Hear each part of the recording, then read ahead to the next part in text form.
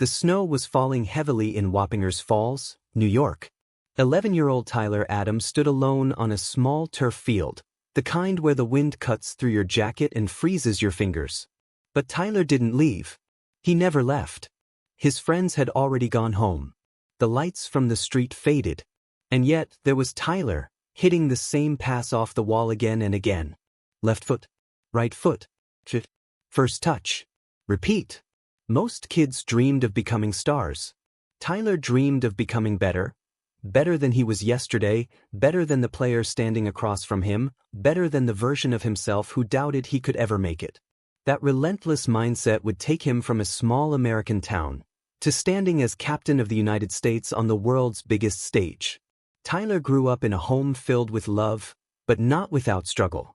His mother, Melissa, worked long hours to keep the family going, sometimes 3 jobs at once. Tyler watched her come home exhausted, shoes covered in snow or rain, yet still asking, "Tyler, did you practice today? Did you give it your all?" He never forgot those words. Money was tight. Opportunities were rare. But Melissa gave him something more valuable than anything money could buy. Belief. Tyler once said, "When I played, I wasn't just playing for myself. I was playing for my family." And with that motivation burning inside, he joined a small club where coaches quickly noticed something different. Not his size, not his speed, but his leadership. At age 11, he wasn't the biggest, not the strongest, but he was the loudest voice. The first to press. The first to tackle. The first to demand everyone around him work harder. A leader was being born. At 12, Tyler joined the New York Red Bulls Academy, a place that would shape his destiny. But even then, he wasn't the standout talent. Scouts said, "He's good, but does he have the physical profile for Europe? He might be too small. He might not dominate at the top level." Every comment only fueled him more. Tyler became the heart of every team he played for. Coaches felt safe with him on the pitch. Teammates trusted him. And opponents quickly learned, you can't outwork Tyler Adams. When he got his first MLS minutes at 16, he didn't play like a kid. He played like a grown man with a point to prove. Hard tackles. Smart passes. Leadership beyond his years. But destiny was calling from across the ocean, and Europe was about to discover what America already knew. Tyler Adams steps into RB Leipzig, a Bundesliga club known for speed, intensity, and ruthless pressing. Most Americans go to Europe with pressure on their shoulders. Tyler walked in like a general entering battle. But then, something went wrong.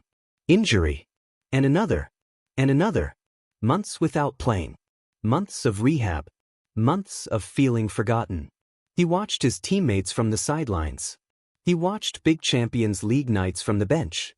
He heard people whisper, "Another American who couldn't make it. He'll fade away." But Tyler Adams never breaks. Every day he fought. He rehabbed with the same hunger he practiced with as a kid. He trained alone at night. And slowly, he rebuilt himself. Then came the moment. Champions League quarterfinal, RB Leipzig versus Atletico Madrid. In the 88th minute, the ball fell to him at the edge of the box. He struck it. A deflection. A goal. A miracle. Tyler Adams, the kid from New York, had sent his team to the Champions League semifinal.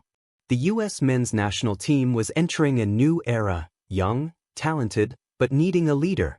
Pulisic had flair. McKennie had power. Reyna had creativity. But who had the heart? Who had the discipline? The fire?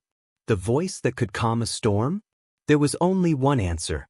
Tyler Adams, captain of the United States, at just 23 years old. His speech before the World Cup was simple. "We don't fear anyone. We respect everyone. We fight for each other." And America followed him. Every sliding tackle, every sprint, every drop of sweat. He wasn't just a captain. He was the soul of the team. Against England, one of the world's giants, Adams put on a midfield masterclass, covering every blade of grass, stopping every attack, and earning worldwide respect. Analysts called him the future of American football. The engine of the USMNT. A real leader. And for the first time in a long time, the world took American soccer seriously. Just when his career was rising again, injuries struck once more. Hamstring tears. Setbacks that would mentally break most players.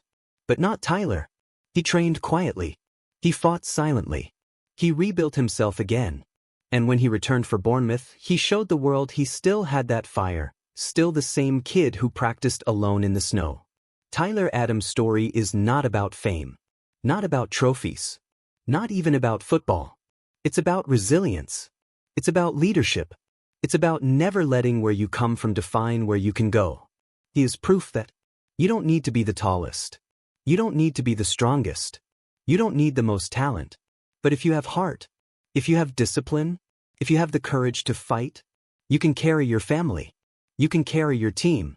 You can carry your entire nation.